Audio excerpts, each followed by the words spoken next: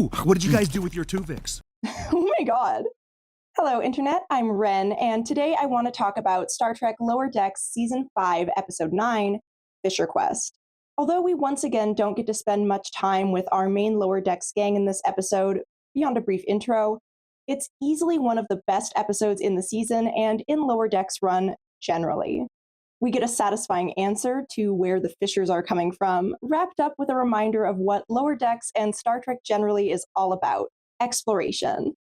It's a great send-off to this fantastic series, and as sad as I am to see it go, it's been incredible to watch it leave. So, without further ado, spoilers for Fissure Quest and Lower Decks generally beyond this point.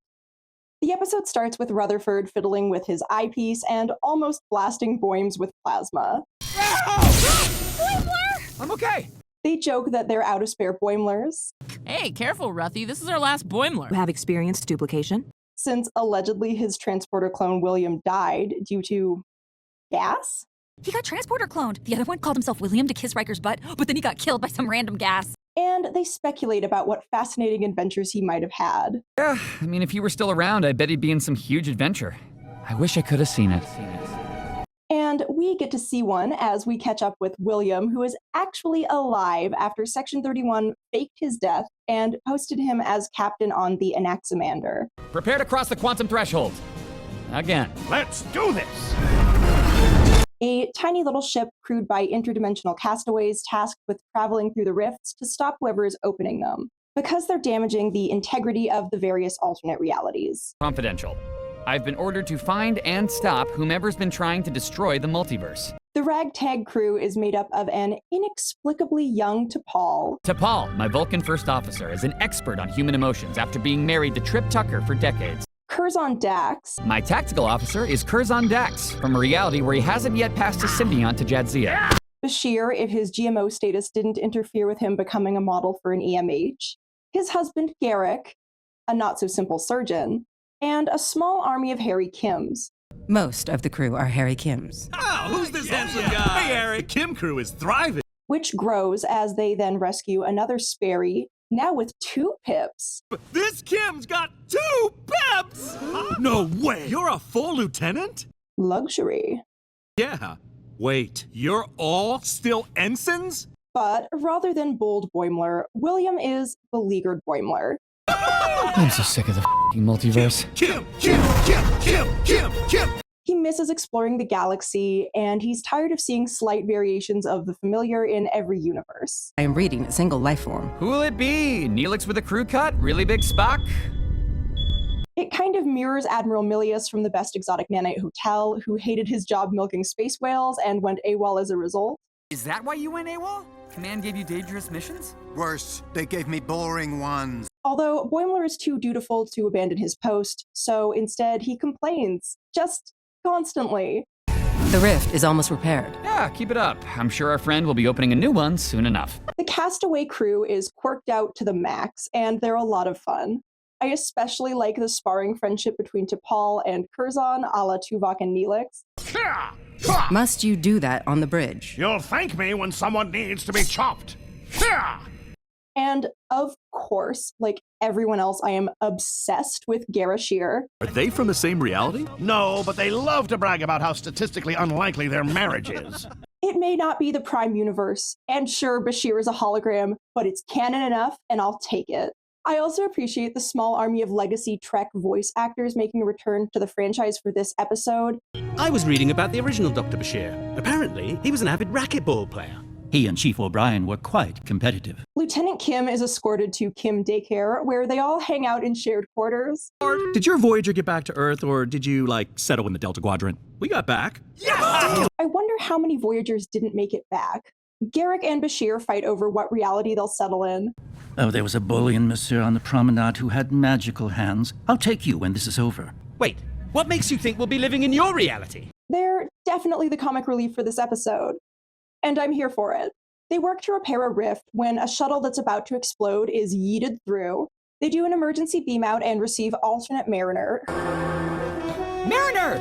Whoa! Who is still an ensign and immediately geeks out over T'Pol. Boims, I think that's T'Pol. We We also get the weird little nugget that Deanna rather than Riker got duplicated in Mariner's universe. We were transporter duplicated. No way! That happened to my Troy! That would have been a very different episode. They bond over their Tendi and Rutherford, and we find out about Leather Jacket Boimler. What's your Boimler like? Oh, he's the best. Still an ensign, gets in his own way. He wears a leather jacket at all times, which is weird, but we're used to it. And that this Mariner is actually an engineer and less of a risk taker. What's your Mariner like? She's a fearless adventurer like you. Yeah, right. I am not really a fan of danger. Sort of a reverse Tapestry sort of deal. Meanwhile, T'Pol and Curzon fight over everything, including sodium intake. I live life to its fullest so the next Dax can actually learn something. Sodium is not a full life. Maybe it is for me, damn it! And the Ensign Harrys admire Lieutenant Harry and pepper him with questions about his quarters and whether he gets to sit in big chair. What's it like having your own quarters? Did Janeway ever let you sit in the big chair? Of course! Lieutenant Harry, on the other hand, is annoyed that the other Harrys haven't ranked up. How have none of you ever been promoted? I guess between all the Borg infiltrations and aliens trying to steal our organs, it didn't seem like that big of a deal. He seems quite put out by the whole situation. Everybody gets promoted before ops. It's like nobody knows what we do. Mariner figures out how to track the ship that's creating the rifts. The good news is, now I know how to track the guy who's screwing up the multiverse. What? Don't do that! Since the conservation of energy causes a second rift to open after the first one has been closed. If you create a rift, Another must open to accommodate the energy being pushed out. They've been going to the wrong rift every time, which is why they've never caught the culprit. so they're opening a rift, closing it up, and we're going to the wrong one, way the hell far away. But Mariner figures out how to create a trap using tachyons Every rift they open creates a huge influx of radial tachyons. to redirect the rift so that the next one will open next to them. But if we recreated those levels first, It would force their next rift to open right here. The mystery ship comes back through. They're running. Dax, target their engines. It tries to flee through a new rift, and the Anaximander pursues, giving us this great shot of the two. Dax defies orders They're in weapons range. Permission to blast these Bainocs. I don't think that's such a good idea in the rift. and fires on them, This is our only chance. Dax, wait! resulting in the mystery ship crashing on a nearby planet, Thanks to Curzon's insubordination, they were forced to make an emergency landing. Good. and the Anaximander follows. Take us down. We have repairs of our own to make. Don't glare at me. We got them. We f***ing better. They land and get imprisoned by feral Quapians, the Ashalote guys from season 1 who are less friendly in this reality. Don't come for my pronunciation. I know it's not axolotl. I'm trying my best. Engineering Mariner panics, having never been in prison, You okay? I've never been in a prison before. It's kind of freaking me out. Ah! which is hysterical. Joke's on you, man. I love the brig. I'm going to my favorite place. And they encounter Lily Sloan, Boys, this is built the first warp drive with Zephram Cochrane, Lily. Wait, what? who helped build the first warp drive in Enterprise, and her crew. What are you doing here? We crashed because of your unprovoked attack. Boimler is pissed, You've been trying to destroy the multiverse. I don't know what you're talking about. but Mariner and T'Pol suss out that this is all a big misunderstanding. Well, whenever you cross to a new reality, you leave a second rift open. What? I told you we had not accounted for the dissipation of additional energy. Because Lily and her crew weren't aware of the extra rifts. We are on a mission of peace, exploring quantum realities to further our scientific knowledge. They're just explorers. And the reason they've avoided contact was because of their own version of the Prime Directive. We have directives which dictate ethical boundaries to contacting societies who can't cross realities on their own. Of course, Sloan apologizes. Sorry, I had no idea. I believe she is telling the truth. Then Garrick breaks everyone out of prison. Garrick! I've never been one for face-to-face combat. But Lieutenant Kim keeps giving everyone sketchy looks in the background. They fight their way to Lily's ship and start making repairs. I honestly love Engineering Mariner. The vibe suits her. So these glow sticks are what you use to cross realities? Unobserved complex gluon cores. Well, you might want to observe a couple because they're As they work, Boimler complains about how the multiverse isn't real exploring. What's wrong with exploring? Oh, real exploring is great. We go out into the galaxy and visit strange new worlds. And it's honestly pretty rude. What you do isn't exploring. But Lily takes it in stride. I must look like I'm stuck in one spot, huh? The multiverse is just a rehash of stuff I already know. And offers a compelling reason for why exploring the multiverse is actually really rewarding. I've met humans who've built rings around the sun. I've met others whose ships are the size of continents. And this is one of those moments where it really hits home how great Lower Decks is. not just as a silly Trek comedy series, but as a Star Trek show generally. Like, this is what it's all about. I'm learning about what humans can be, mapping our potential. So far, it's limitless. She also points out how significant Mariner and Boimler's interdimensional friendship is. Look at Mariner. Your friendship transcends realities. Trust like that is powerful stuff. And it's really sweet. Lieutenant Kim kidnaps the Harrys and steals Lily's ship with a plan to bring the other Harrys to his reality so they can get promoted. Captain, we don't want to be here! I'm taking you back to my universe where Harry Kims can rank up! Sure, make the Kims compete against each other. I'm sure that'll work out fine. It's not like strong motivation. It's actually paper thin and out of character for any believable version of Harry, but they need a bad guy to instigate the finale, so here we are. They fight their way onto the Anaximander. Curzon kicks some Ashalot butt, but he's injured. They desperately try to catch Lieutenant Harry because Lily's damaged ship is a multiverse-destroying bomb in its condition. The Beagle can't maintain a fifth dimension without subspace gluons? Spewing engineering nonsense won't work on me. I've got 2 pips! And Mariner does a risky engineering move with the help of Bashir to give them some speed. If I can increase the gravity around the warp core, it'll be a tachyon shield and we can go as fast as you want. And almost gets squished. But won't that crush you? Let's pretend I'm the adventurous Mariner from your reality who's okay risking it. But of course she's fine.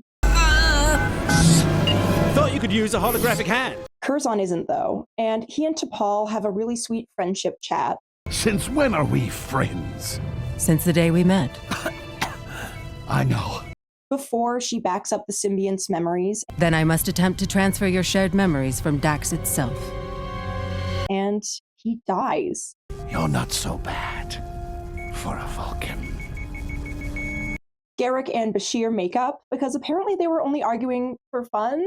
It's still cute though. I really don't care where we end up as long as we're together. What? Then why have we been arguing? Because it's fun. No, it's not! The other Kims mutiny, and Harry returns them to the Anaximander. Unfortunately, they can't stop him from entering the rift and causing a massive explosion of soliton waves that will spread to all the other realities. The only solution is to send the wave into a single reality that will be destroyed. But then, won't you be dooming an entire universe to be destroyed? It's either one or all. And Boimler picks his reality, where the original Boimler and the rest of the gang are. We need a reality that can respond to the threat. I know where to send it. Scan me. Use my reality. What? Boims, no! Because he trusts them to figure it out. Why would you do this to your friends? Because he trusts them. And that trust transcends quantum realities. What a gamble, bro! He gets a message off to our Boimler as well, warning him. I piggybacked a message to my duplicate. He'll know what to do. Will he? Yeah, as long as he doesn't freak out. And our Boimler reacts appropriately. Holy we're all gonna die! And that's it. Now, I'm finalizing this review having already seen the finale since I'm so very behind. And I have to say this is easily the best episode of the season. While part of me is sad that we had 2 episodes in a row, literally a fifth of the season, where our entire main cast takes a back seat, this episode was entirely worth it. There's just so much to love here, from all the amazing legacy cameos. They have a ship that bridges dimensions by tearing them open. Whoa. There's more than 2 dimensions? And Shipper's wish fulfillment, to the sweet friendship between T'Pol and Curzon. I absolutely love the idea of exploring alternate realities, and it pays off beautifully in the finale, which I'll talk about more in its own review. The way Lily Sloan reframes Boimler's jaded view of this alternate exploration really is fantastic and feels so classically Star Trek that it makes me smile every time I watch it. I also love the idea of friendship and trust that transcend realities. This episode is also really funny, with a ton of great jokes and so many delightful little moments and Easter eggs. Oh, what did you guys do with your Tuvix? In terms of nitpicks, I only have a couple things. First is, of course, the Lieutenant Kim of it all. I'm Harry Kim, and you don't get to order me around! His motivation doesn't make much sense or feel plausible, but we'll let it slide since the rest of the episode is so good and the Harrys interacting with each other are really funny. Wait, you're a full lieutenant? Yeah. Wait, you're all still ensigns? Especially since in Voyager it feels like there are a disproportionate amount of spare or alternate Harrys, so the joke really works. Something wrong? I'm not sure. I mean, this isn't really my ship. And you're not really my captain, and yet you are, and there's no difference. Another weird issue is that I was confused by how young and hot T'Pol is. Although I do like that this version of her got a happy life with Trip for a few decades, it is puzzling that she doesn't appear older. It's also weird that Lily Sloan still looks pretty young, so I guess the explanation is that the universes don't necessarily have timelines that are always in sync, since we know that Boimler's alternate pad also had some mission spoilers in it, but it's never explicitly explained. It's another little thing, though, and ultimately, I'm happy enough about the cameos that I'm not going to scrutinize this episode too closely. Overall, I had a great time with this episode, and I'm so sad to see Lower Decks go, but this was a wonderful start to the send-off and gave us so many wonderful moments to look back on as we rewatch the series. But that's just my opinion. What did you think of this episode? Who was your favorite multiverse duplicate?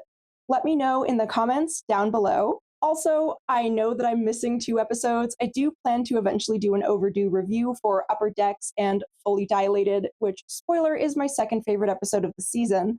So look out for those, and for part 2 of this review, which will cover the finale, The New Next Generation. But anyways, like, share, and subscribe for more videos. See you next time. Peter Sane.